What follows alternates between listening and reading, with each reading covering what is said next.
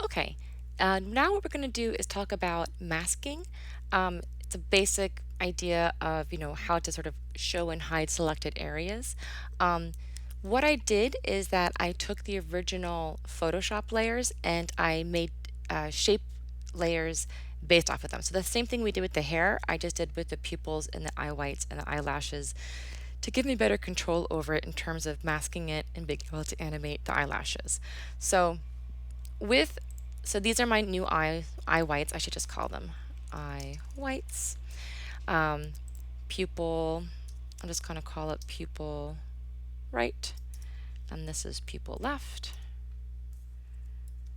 There we go. And then here are the eyelashes, and they're all shape layers. I just did them all with the pen tool.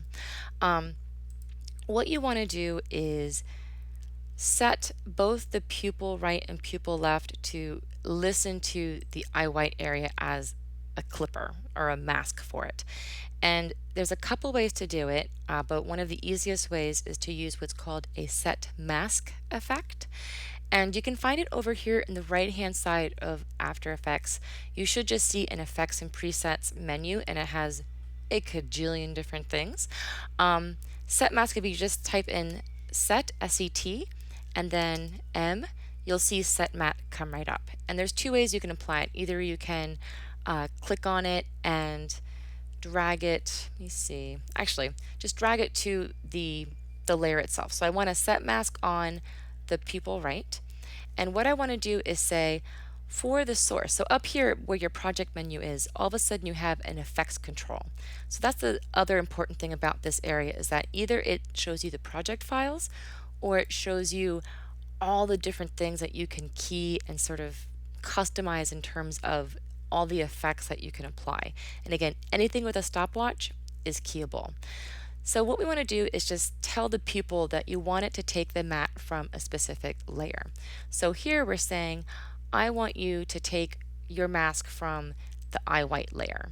So all of a sudden you see it clip. And you might be wondering why it has that sort of anti-aliasing, and you're like, oh, well, there's a little bit of, that white border there. It's because I'm in fast view. It saves you on processing time.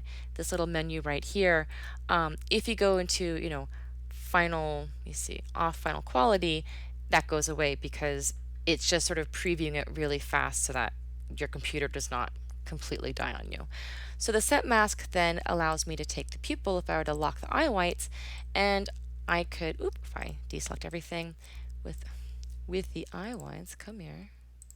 There we go. This is also why it's helpful to sort of lock the things you don't want to touch by accident. There we go.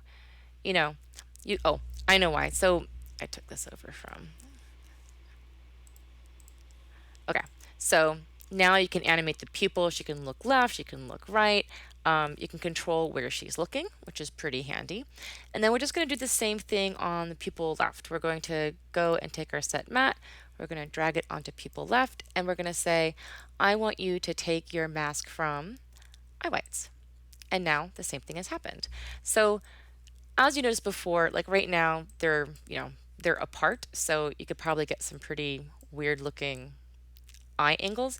If you wanted them to sort of be lockstep in place with each other, all you would do is parent one to the other. So say you want to parent the pupil left to pupil right. Now, when you move them, they're going to move all together. And again, for position, all you would do is basically you want to go to position and tell it, hey, listen to the position. Under transform, position, set that keyframe, and then maybe here, it's just going to look over there. So that's how you could sort of get an eye effect like that with a simple mask using the set mask effect. Like I said, there's other ways to set masks where you can use the track matte layer here. And again, look up the tutorials, look up how do I set a mask in After Effects, and you'll find many different ways of doing it. I'm just showing you one, but do know that you can use this track matte drop down here. If you're wondering where on earth these columns have come from and you don't have them on your screen, all you do is right link and go to columns, and the parent int link is what we use to sort of pick whip and choose the parent, and then the modes is what is showing here in terms of the track matte and the mode, which we'll go over next.